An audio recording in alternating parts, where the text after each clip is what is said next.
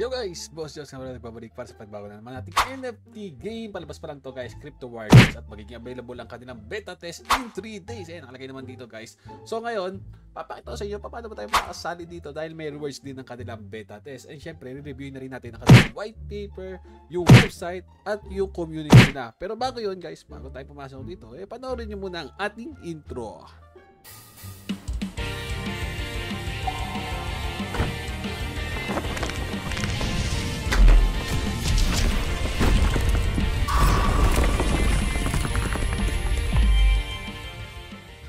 So balik na tayo guys dito kay Crypto Warlords. Okay, so isang click to earn game lang to guys. Sobrang basic. Every 12 hours pwede kayong maglaro at magkumita ng kanilang token na tinatawag nilang Lords. Okay, so papakita ko sa inyo sa white paper nila. At syempre papakita ko muna sa inyo kung paano ba tayo makakasali sa beta test nila guys. Dahil malapit na tong mag-start. And syempre pag nakasali kayo dito, pwede kayong mag-earn ng kanilang rewards. Okay, so click nyo lang tong join beta. Yung link nito nandiyan sa description. Syempre pinost ko na dito sa Discord natin, sa Facebook, at sa kung saan pang web social media accounts natin. So ngayon, click nyo lang tong join beta. Mapupunta kayo dito. Ayan. So dito guys, makikita nyo si Crypto Warlords. Ayan. Tapos click nyo lang dito. Ayan. Join the battle with Crypto Warlords. Be a warrior and fight for our kingdoms. So click nyo yan. Pagka-click nyo yan guys, kailangan nyo lang tapusin yung task na to. Okay? So sobrang basic lang to. Sobrang dali nito. Visit white paper. Follow Crypto Warlords sa Twitter. Like Crypto Warlords tweet. Retweet lang. Quote. So lahat yan, sobrang dali lang gawin yan. And get 1 entry and 50 points. After nyan guys, itatask complete natin. So iisa-isay natin to, papakita ko sa inyo. So natapos ko na guys yung sa website. Okay, check na. So visit the official white paper. So click nyo lang yan. Pupunta kayo dito, then continue access. Okay, so continue lang natin yan. Then after nyan, ayan, mapupunta tayo dito sa kanilang white paper. So Crypto Warlords, mamaya papasukin natin to, re-review natin yung Crypto Warlords white paper nila. So balik tayo ulit. And after nyan guys, try nyo lang i-refresh. Ayan, makikita nyo, ayan, nag-check na siya. Then ito, follow Crypto Warlords. So nagawa ko na to guys, sobrang dali lang naman yan. Follow nyo lang, Twitter. And after nyo ma-follow nyan, close nyo na. Then refresh. Okay, ay wait lang. Ayan, okay na. After nyan guys, click nyo to. Ayan, retweet lang natin. Sobrang basic lang yan. Kailangan nyo na i-like. And after nyo ma-like, close nyo na ulit. Like lang naman kailangan. So, refresh. So, iintayin lang natin. So, pwede nyo i-refresh yan mamaya. So, ito, retweet naman. So, sobrang basic lang at sobrang dali lang, guys, gawin yung mga task nila. Basta i-connect nyo lang yung Twitter nyo dito. Okay? Pag may Twitter kayo, sobrang dali yan. Then, quote. So, quote lang natin yan. Post. So, sobrang dali. Ganun lang siya kasimple. Close ulit natin. Dito, have the verified member role sa Crypto Warlords Discord. So, dapat, guys, member kayo ng kanilang Discord. Then, tingnan nyo, re-refresh ko lang to guys. Yan, refresh lang natin yan. So, okay na yan. So, Crypto Warlords Discord, have the verified member. So, okay na to. Verified na tayo dyan. So, ayan guys, nakita nyo na verify na natin. Complete na natin yung task. And, ito, lumabas na. Claim passport to our beta test, beta whitelist. Okay? So, guys, tandaan, pag na-claim nyo to, automatic makakasali na kayo sa beta test nila dito sa Crypto Warlords. Guys, may rewards to kung ako sa inyo mag-join na kayo. So guys, tandaan pagka-click nyo to, ayan, nakalagay dyan, lalabas dyan. Remind to participate, you need to bind your email. Okay guys, kailangan yung email nyo, tama din. So, bind na lang natin yung email natin dito. Ayan. Social account. Ito, lagay natin ngayon yung email natin dyan. So guys, kayo bahala kung ano i-connect nyo. Basta i-connect nyo na lang yung email nyo dito and i-verify nyo. So, verify na natin. Ayan, makita nyo naman, nilagay ko na yung code. Verify na lang. So, yung code magagaling syempre yan sa email nyo. After nyan, okay na yan guys.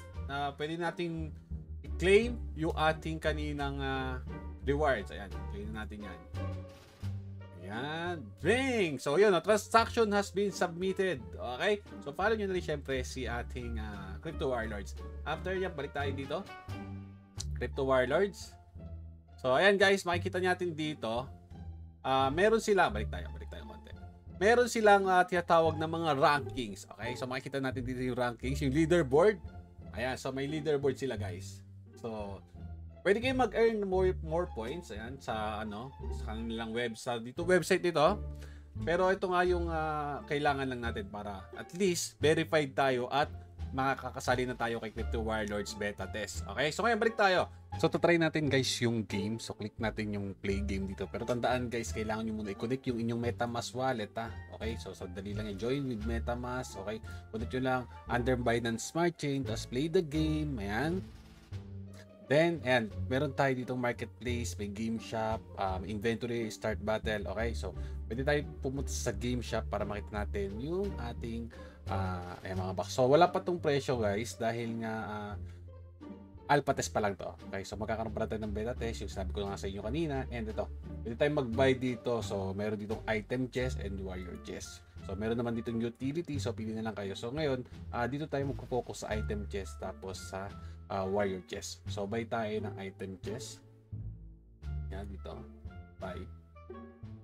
Okay, so na inventory na to, nasa inventory. Okay muna natin. Tapos pili tayo ng warrior chest. Okay, so ito na lang muna.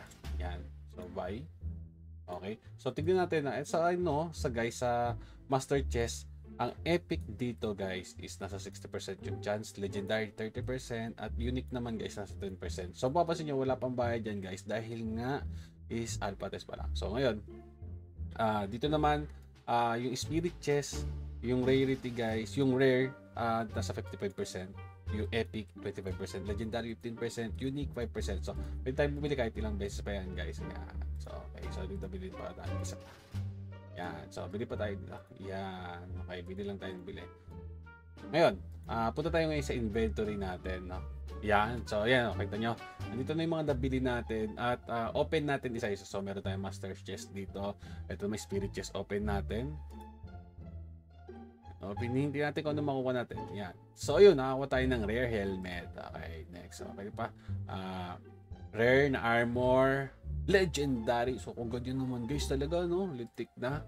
So spike boots, epic main hand. So fresh shield, blessed shield, epic. So ito naman. So ang nakuha ko dito guys, 5, no? 5 yung nakuha natin kanina. So ito naman, open natin yung master chest, open chest natin. Yan. So ito legendary, agad nakuha natin na karakter. Oh. Grabe naman 'yun. Open pa nga tayo. Ayun oh. Legendary ulit. So, test pa lang naman kasi. Okay, so, punta pa ulit tayo. Open chest ulit tayo dito. Ayan, isa pa. Spirit chest naman. Okay, epic ulit. Rare leggings. Legendary boots. Rare main hand. Rare off hand. So, isang set siya, no? Nung nabili natin. So, ngayon, punta tayo sa inventory ulit pala. Ayan. So, ito, guys, yung ating mga guardian. Okay, so, backpack. Click natin. So, ayan, pwede natin makita dito kung may result. So, wala pa. View. Tapos, tingnan natin yung ating item. Okay, so yung item chest natin. Yan. So, makikita nyo dito guys, pagka-click nyo yan, item. Tapos, equip. So, pwede natin siya equip dito. Select. Yan. Equip natin. Okay, naka-equip niyan. Tapos, ito, equip natin to. Yan. Select. Okay, so ganun lang siya mag-equip pa. Sobrang dali lang. So, equip din rin natin to. Select. Okay. So, makikita natin dito, guys. Yan. Punta tayo sa warrior. So, pag click nyo itong backpack, ay nakita nyo naka-equip na siya. Okay. So, ganun lang siya kasimple. Ngayon, pag magbabattle tayo, ganito lang siya kadali. Yan. Halimbawa, battle natin to. Battle. So, yan. Ganito lang siya. Makikita nyo. Back. Ganyan na siya kasimple. Okay. Yun. So, you win. O, di ba? Nakuha agad ako ng 127 na Lords. So, isipin nyo guys, kung halimbawa yung Lords is $1 ang isa. So, $127 agad yung nakuha natin. Kung $1 ang isa. Tandaan guys ha, yung base na nakuha natin is nasa 75. May bonus tayo na plus 70. And, same din dito. Ayan o guys, kailangan natin mag-wait ulit ng 12 hours to. Magiging 12 hours guys ha. So, ito battle. So, ganyan kasimple yung paglalaro ng Crypto Warlords. So, guys, tandaan, pag namatay yung Warlords nyo dito or yung character nyo, pwede nyo i-revive gamit ang Lords token din. Okay, so, ayan. Wala tayong bonus dito, pero dito meron. So, ayan. Simple lang niya, guys. At, balik naman tayo ulit sa ating white paper. So, balik tayo sa white paper nila. Silipin natin. Ayan. So, ito nga yung Crypto Warlords. At mag-earn tayo dito ng Lords token. Okay, so meron silang 30 warriors at 180 items. So ngayon, Yung type of battle nila guys, napaka-basic lang. So, fight every 12 hours. The warriors need 12 hours to stamina fully recovered. Each warriors has their own death chance. Okay, so may chance dito na matalo ka, may chance dito na panalo ka. So, syempre, yung chance dito guys, nakadepende sa rarity ng ating mga warriors at sa mga gamit natin. So, death result is not earnings Lords. So, bring back knockout warriors by revive with 10 Lords token. So, kailangan mo ng Lords token para din i-revive kung ma-knockout man ang inyong mga warriors. Okay? So, titignan natin guys yung kanilang tatawag na mystery chest. So, sa mystery chest nila guys, meron silang 1 warriors at representing ng 5 kingdoms. So, Winter, Daraman, Slayer, Warlords, and Drifrian. Ewan ko tama yung pagkakabasa ko. Tapos, sa items naman nila guys, so item mystery chest, contains to ng 6 items, 1 weapon, 1 shield, 1 helmet, 1 armor, 1 legs, and 1 boots. Okay? So, equipping nito guys, pag gumamit kayo nito, may chance syempre na tumaas yung inyong death resistance. Okay? Hindi kayo basta-basta mamamatay. At syempre, tataas din yung inyong farm power. So, ito nga yung tinatawag natin mga warriors. Ayan. So, may common, may uncommon, may rarity na rare, mayroon namang epic at legendary. So, ang pinaka-unique dito guys, ito, ang death chance nito sobrang baba, 15%, okay?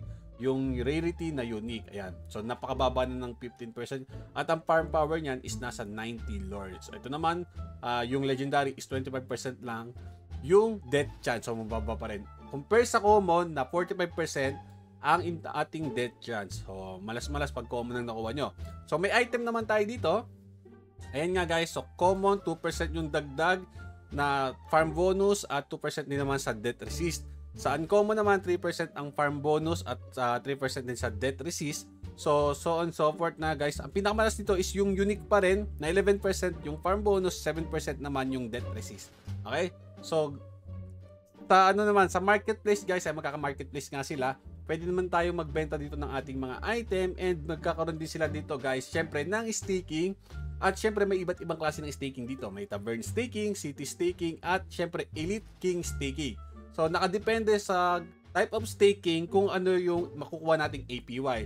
So syempre mas mataas dito si elite king staking, kaso nga lang guys, ang minimum dito is 7,000 lords, okay? Pero makakuha ka ng 420% na APY. So mas mataas yung makukuha mo. At investment remain locked to guys for 35 days sa Elite King. So 14 days naman sa City King na may 220 na APY. Ang minimum dito is 2,000 lords. Tapos ang staking naman sa Tavern is nasa 160 APY. In 7 days lock to. Tapos 500 lords lang yung kailangan yung minimum stake. Okay? So kayo na po bala gusto nyo mag-stake. At syempre, magkakaroon sila ng mga leaderboards. Okay? Sa leaderboards guys, may tatlong klase dyan. May battle leaderboards, may farm leaderboards, at syempre may staking leaderboards. Syempre, mas mataas yung rank mo, mas malaki yung prizes na makukuha mo. So, yung token naman nila guys, ito na nga yung Lords. At simple ito, Lords, name Crypto Warlords. Ito yung token address nila, ilalabas na yan guys sa Pukoy, makikita natin yan. Syempre, under Binance Smart Chain, total supply nito guys, nasa 100 million na po, sobrang baba, kaya mataas-taas yung token na to.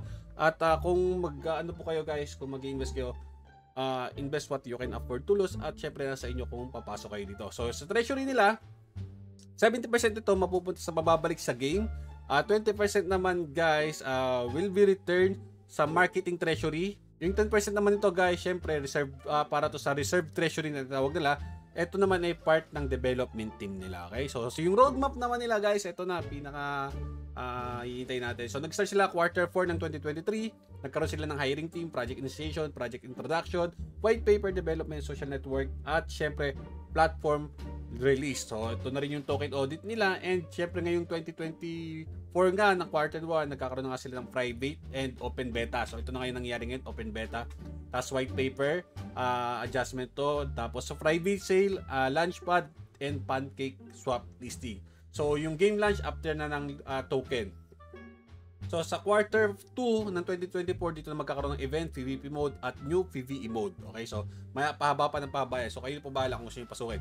So ngayon, hanggang dito na lang yung info natin about kay Crypto Warlords. Napakadami nga pwedeng gawin dito. So pwede kayo mag-buy ng token soon. Dahil nga, malilis nga siya sa pancake swap. Okay, so wala pa naman siya. Hindi pa siya nare-release. Okay, so Good luck na lang guys kung gusto niyo pumasok. Nasa sa inyo yan. Invest what you can afford to lose. So have a good day and good night guys. Shoutout sa inyo lahat and God bless.